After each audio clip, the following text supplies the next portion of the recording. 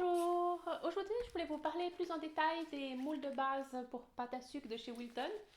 Les modèles varient un peu, mais le principe est toujours le même. L'avantage de cette série, je vais vous montrer avec des modèles verts, c'est que dans chaque tapis, on a toujours une zone de bordure et une avec des pièces uniques. Des bordures toujours et des pièces à poser. Comment ça s'utilise? Tout d'abord, il faut bien faire attention à pas utiliser de lame coupante dessus. C'est pour ça qu'il faut préférer soit le dos du couteau, soit quelque chose en silicone pour faciliter le travail. Comment se prépare le moule? Vous pouvez utiliser soit de la maïzena ou du sucre glace pour poudrer un peu, soit du pétale base. Donc, on se retrouve avec notre pétale base ou notre Crisco et qu'est-ce qu'on fait?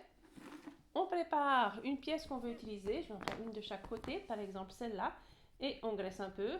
C'est un pinceau en plastique, il ne souffre pas énormément. Là, j'ai mis un peu trop de gras peut-être, on peut continuer là-dessus avec, voire vers une autre forme ici. Et ensuite, tout simplement, une fois que c'est prêt, on peut glisser dedans notre pâte à sucre ou notre pâte à sucre additionnée de CMC. Là, je prends un tout petit morceau. Il faut savoir qu'un petit morceau remplit bien.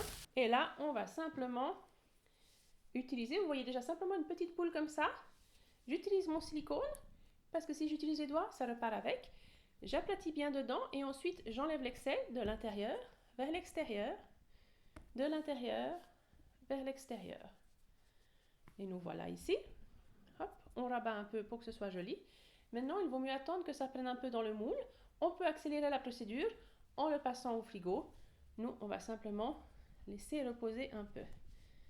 Et, oups, vous voyez, même avec le silicone, ça part avec. On pousse de l'intérieur vers l'extérieur, parce que si on pousse de l'extérieur vers l'intérieur, toute la forme part. Puis on remplit un peu si c'est trop creux. Bon, voilà, deux près déjà ici. Et ici, on avait préparé la petite fleur. Vous voyez, j'ai même pas fini ma petite boule. Ces formes ne demandent pas beaucoup de pâte à sucre. Alors, on prend un morceau. Oh, vous voyez, ça veut déjà sortir tellement c'est bien graissé. Et voilà. Comme j'ai bien moulé, il n'y a aucun problème, ça ne reste pas coincé. Et on peut à la limite même déjà vous montrer comment on démoule. On prend le moule et on n'essaye jamais de tirer vers l'extérieur. Mais ce qu'on fait, c'est qu'on va bien retourner le moule et à l'aide d'un ustensile, faire tomber les pièces. On va bien mettre le moule à l'envers et le replier pour faire tomber les pièces. Pièces qu'on peut poser tout de suite sur un gâteau ou que je vous conseille justement, si elles sont encore molles comme ça, de les laisser durcir un peu, surtout si vous devez les poudrer ou si vous devez en disposer beaucoup, ou les laisser durcir un peu, elles sont plus faciles à disposer ensuite. Merci d'être resté jusqu'au bout.